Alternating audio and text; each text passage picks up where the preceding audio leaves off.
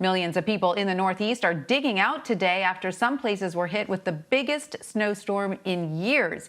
Nearly 70 million Americans have been affected by this blizzard. The storm caused thousands of power outages and flight cancellations. It also forced several coronavirus vaccine sites in multiple states to shut down. The storm also brought flooding that's more typically seen in hurricane season and not February. CBS News' Elise Preston reports from New York City. Snowplow crews are working around the clock to keep roads clear throughout the Northeast. We can get walloped with 22 inches of snow and people want their daily life and daily routine to return immediately.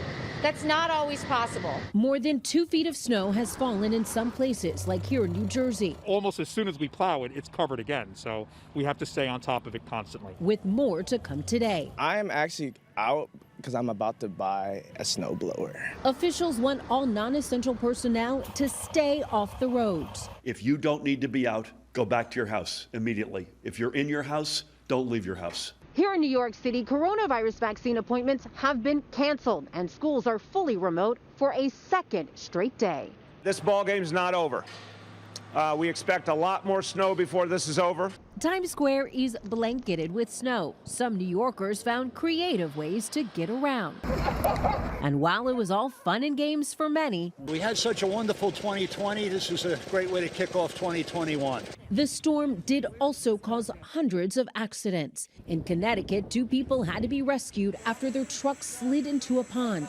This fire truck in Virginia rolled over while responding to an emergency call, injuring the 4 firefighters inside. And police on the Jersey Shore helped this woman escape the floodwaters that surrounded her home. Elise Preston, CBS News, New York. For more on this, I want to bring in CBS News meteorologist and climate specialist Jeff Baradelli. Jeff, it's still snowing outside my window here. I'm sure you're seeing the same thing where you are. What is the latest on this storm? Yeah, we knew this would be a long-haul event, but the good news is the second part of the storm is just snow showers and snow flurries. It's not as heavy, at least around New York City. I'm looking out my window, and yeah, flurries just returned after about a 6-hour break, so this is the engine that really could, because it just keeps going. But as you can see, a lot of the precipitation, and most of it's in the form of snow, it's kind of breaking up. But still, some places will pick up probably another inch of snow in some of these bands, and this whole thing is going to kind of swing out to the east over the next 24 hours, and then we'll finally be done with this storm.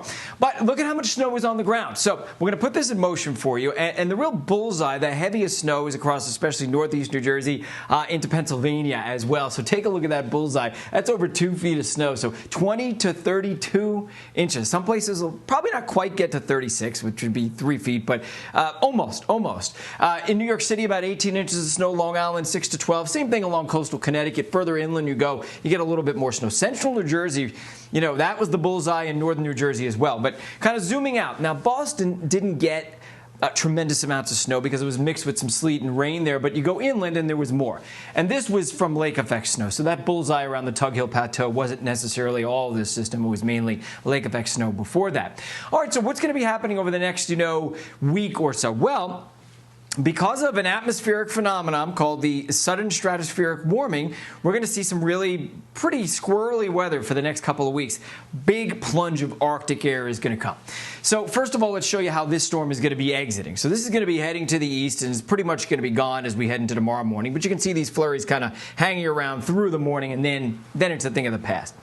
But look at this storm right here in Chicago on Thursday. So it'll be rain and snow around Chicago. To the north of that, it's snow. To the south of that, it's rain. Not a big deal. But what it is an Arctic front. Some really brutal air. So by Saturday morning, wind chills here in Minnesota and Wisconsin, negative 30, negative 40, negative 50. That's how cold it's going to feel. Maybe negative 20-ish around Chicago. Then what may happen is another storm could form here, and we'll take it out to Sunday and Monday. There's a chance another snowstorm could form around the eastern seaboard. Very early to tell. It may miss, it may hit, but the bigger impact from this system is going to be opening the floodgates to brutal Arctic air, which is going to move from the upper Midwest through the Great Lakes into the Northeast as we head towards Monday, with everybody, in the eastern part of the nation experiencing brutal Arctic air. So winter is just beginning, unfortunately, for us. Oh, boy. All right. Jeff Baradelli, thank you so much.